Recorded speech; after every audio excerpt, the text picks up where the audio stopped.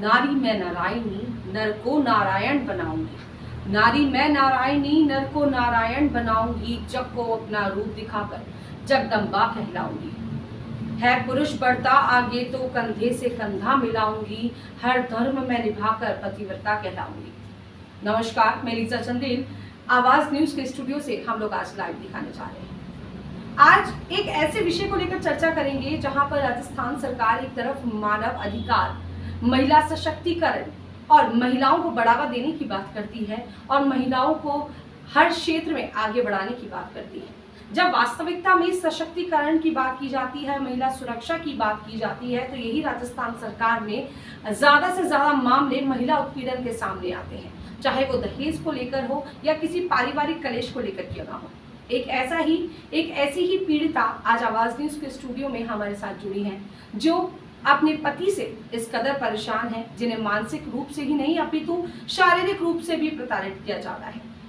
आज हमारे साथ हमारे स्टूडियो में सावित्री जी जुड़ी हैं। चलिए जानते हैं कि आखिर ऐसा उनके साथ क्या हुआ कि आज वो इतनी मजबूर हो गई, आज वो इतनी बेबस हो गई कि उन्होंने पुलिस प्रशासन का सहारा लेने के साथ साथ उन्हें आज मीडिया जगत से जाकर मिलना पड़ा और न्याय की गुहार लगाने को वो मजबूर है। क्या नाम है आपका?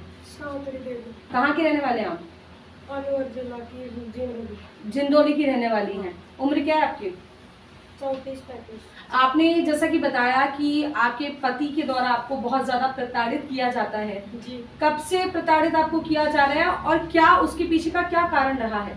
2014 से करे जा रहे हैं मेरे को। शादी कब हुई थी आपकी? 2007 में 27 जून। 27 जून 2007 में आपकी शादी हुई थी और उसके बाद में 2014 से आपको लगातार प्रताड़ित किया जा रहा है। तो क्या प्रताड़ना दी जा रही है और उसके पीछे का कारण क्या है? कि तो हमारा पिताजी को खाना के मेरे को 4 पैया कि मेरा लाला हुआ था लास्ट में जी। 5 बच्चे ही मेरे लास्ट में लाला हुआ था, तो किसी 4 पैया की तो गाड़ी में नौकरी लग गया और इसमें बाद मेरे को 2 लाख नगद दिलाओ तुम्हारा पापा जी ने। पापा जी ने मैंने कही, पापा जी बोले कि आप कहाँ से लाएंगे, वो है कई बात कही पापा जी ने, नहीं वो लोग नहीं मारे, मैं दूसरी शादी करूँगा। दूसरी शादी करने की बात की है। हाँ। तो उनका जैसा कि आपने बताया कि आपके पति जो हैं किसी और महिला के भी संपर्क में हैं। हाँ। वो कब से संपर्क में है? वो 2014 से 2014 से संपर्क में है और तभी से वो आपसे जो है दहेज की मांग कर रहे हैं, नगद की मांग कर रहे हैं और साथ ही साथ 4 पहिए की गाड़ी भी आपसे मांग रहे हैं। हाँ। जी। तो उसके बाद आपको शारीरिक रूप से उनके द्वारा प्रताड़ित किया गया? हाँ। आपको तब से ही पीटना चालू है। उसके हाँ, बाद आपने क्या कानून का दरवाजा खटखटाया? बाद में मैंने पहले तो मेरे को 2015 में ज्वाइन करा, जिस बाद में मेरे को बोला कि मेरे को ड्यूटी ज्वाइनिंग 2015 में आई थी उसकी। 14 में कुछ आस हो किसी समय नौकरी लग चुकी है। सरकारी कर्मचारी हैं आपके हाँ। पति? कहाँ काम करते हैं आप? ये है कि रतलाम में है मतलब। अच्छा, रतलाम में है। अभी आपको बता दें कि हमारे दर्शकों को हम लोग बताना चाहेंगे कि अभी जो इनके पति देव हैं वो रेलवेज में काम करते हैं, सेंट्रल गवर्नमेंट के साथ वो काम कर रहे हैं। Railway police.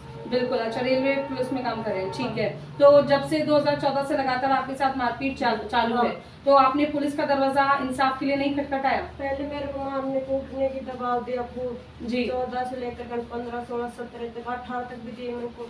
18 में कुछ करी तो वहाँ गाँव में चौकी में गई, तो वहाँ से चौकी में उसके पैसे टके भरकर मेरे को भगा दिया, मेरे चोरी को इल्जाम लगा दिया। तो पुलिस वालों ने उसमें आपका समर्थन नहीं किया? आपको किसी प्रकार का कोई सहयोग नहीं दिया? कौन से थाने में मामला दर्ज करवाया था आपने? पहले तो जिंदौली गांव में चौकी है सर, तो उसमें गई थी। ससुर ने पीटा, सास ने पीटा, मेरी ननद चलती ने पीटा और मेरी सास माँ से सासुर एक मेरी सास माँ से सासू का नाम मतलब आपके जो आपका ससुराल पक्ष है उनके सब लोगों के द्वारा, चाहे आपके सासू माँ हो, आपकी ननद हो, सबके द्वारा आपके साथ जो है पहले मारपीट की गई। पति ने भी आपके साथ मारपीट की। जिंदौली थाने में मामला दर्ज कराया था, तो वहाँ पे थाना अधिकारियों के द्वारा कोई सुनवाई नहीं हुई। वो ससुर सास पिटाई करे थे जिस टाइम में मेरे पति घर पर नहीं था, जिस टाइम तो ड्यूटी था। अच्छा। उसको खैकर पिटवाया कि इसको मार कूट कर दो। अच्छा, उनसे आपको पहले बुलवाया गया, फिर आपकी पिटाई की गई। तो जिंदौली थाने में आपकी किसी प्रकार की कोई सुनवाई नहीं हुई? नहीं, मेरे को चोरी का इल्जाम लगा दिया कि हमारा सब चीज चोर लेती है, हमारे पास में कुछ नहीं छोड़ती है, तो वो उसके चौकी में इंचार्ज साहब से जो मेरे को भगा दिया। फैमिली कोर्ट के अंदर आपने जो है अपील की थी, वहाँ पे आपके और आपके ससुराल जनियों के बीच में और आपके पति के बीच में क्या समझौता हुआ था, उस बारे में हमारे दर्शकों को बताएं। उसमें कुछ होता है, मेरे को तलाक चाहती है।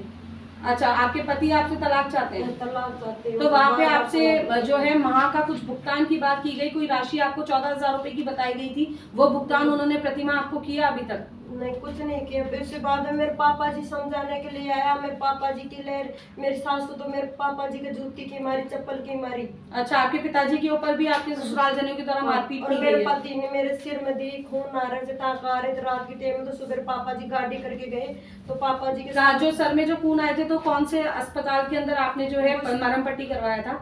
उसे मेडिकल पर कराई थी। अच्छा, मेडिकल पे कराई थी, जिंदौली में नियर बाय जो मेडिकल होगा वहाँ पे आपने मरहम पट्टी करवाई? हाँ। ठीक है। तो आपने जब फैमिली कोर्ट में जब अपील की थी, उसके बाद जो समझौता हुआ, तो उसके बाद में अभी तक आपको कोई राशि नहीं दी गई है? जब नहीं करवाए भाई नहीं दे मेरे को, बाद रिश्तेदारों ना करके ना गोट ले, इसके जीजा बुआ पापा की चल जाएगी तो तेरे को अभी भगा देंगे। तो जमीनी आपका एक जमीनी मसला भी चल रहा है, उस जमीनी मसले के बारे में क्या कहना है? उसमें आप क्या गवर्नमेंट से आप जो अपील करना चाह रहे हैं या प्रशासन से क्या आप सहायता चाह रहे हैं, वो आप बताएं। आप क्या मतलब जो जमीन है, आपके जो पति हैं, हाँ। उनकी कोई जमीन भी है? ससुर के नहीं दे रहा, आपको जमीन नहीं दे रहे हैं, आपके नहीं। 6 बच्चे हैं, लेकिन आपको आपका हक अभी तक नहीं दे रहे हैं? कुछ नहीं दे रहे। ठीक है।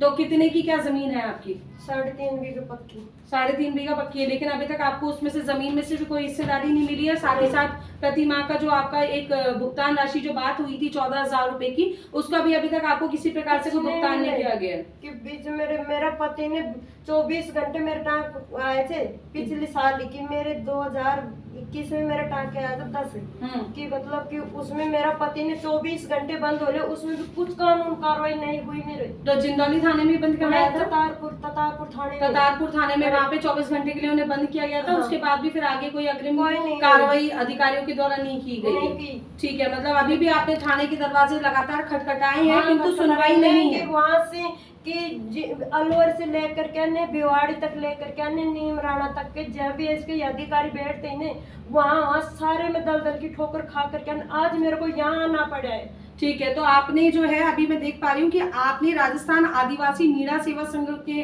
लोगों का सहारा लिया और आपने उनसे भी अपील की थी 3 तारीख को। तो आपके समाज के लोग क्या आपको सपोर्ट कर रहे हैं?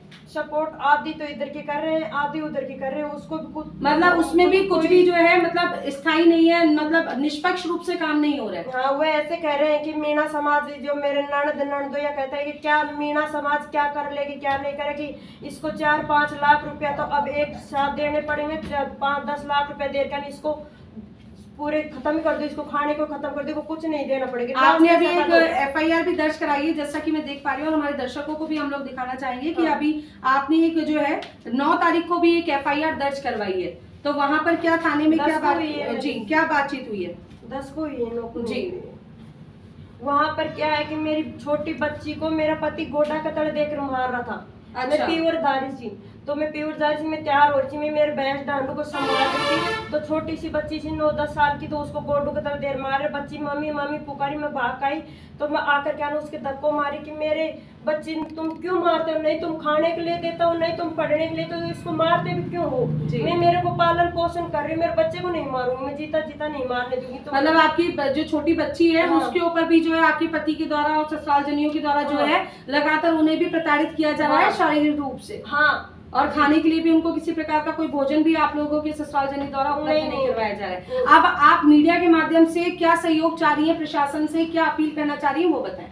कि मैं न्याय चाहती हूँ मैडम। न्याय चाहते हैं? हाँ। तो क्या आप अपने पति से डिवोर्स लेना चाह रहे हैं, तलाक लेना चाह रहे हैं? नहीं मैडम, डिवोर्स नहीं लेना चाह रही हूँ, मैं डिवोर्स घर बसाना चाहती हूँ। अच्छा, आप अपने पति के साथ रहना चाहते हैं और आप चाहते हैं कि आपके ऊपर किसी प्रकार की कोई अत्याचार ना हो, आपको प्रताड़ित ना किया जाए और आपके साथ प्रेम पूर्वक रहा जाए। मेरी ननद, मेरा ननदोई दिल्ली में ऐसा ही है, काड़ू राम मीणा है, ननद उर्मिला है, एक दिल्ली में, वो भी दिल्ली में रहती है, छोटा ननदोई अमर सिंह है, छोटी ननद चलती है, मेरी सास है, मेरा ससुर है, अभी 10 तारीख को मेरी चलती ननद और मेरा घर हुआ, मेरा पति और मेरी सास, ये मेरे को मेरा कमरा में बंद करके नहीं मारे गए। तो मेरे 2 बच्चे हैं कि 3 तारीख को मीटिंग हुई, बाद में मैंने रास्ते से हटाना चाह रहा था। अच्छा, आपको मतलब जो है आपको आपकी हत्या करने का प्रयास आपके साथ किया जा रहा था। तो आप अपनी जान की सुरक्षा जो चाह रही हैं और आपके बच्चों की सुरक्षा आप जो है प्रशासन और मीडिया के माध्यम से आप चाह रहे हैं? जी ठीक है, तो जैसा कि आपने देखा कि अभी हमारे साथ सावित्री जी जुड़े थे, इन्होंने अपनी पूरी आत्मगाथा हमें लाइव आवाज न्यूज की कवरेज के माध्यम से दिखाई है। स्टूडियो के माध्यम से हम सभी ने आप सभी के सामने लाइव इसको दिखाया है, इन्हीं की मुंह ज़बानी।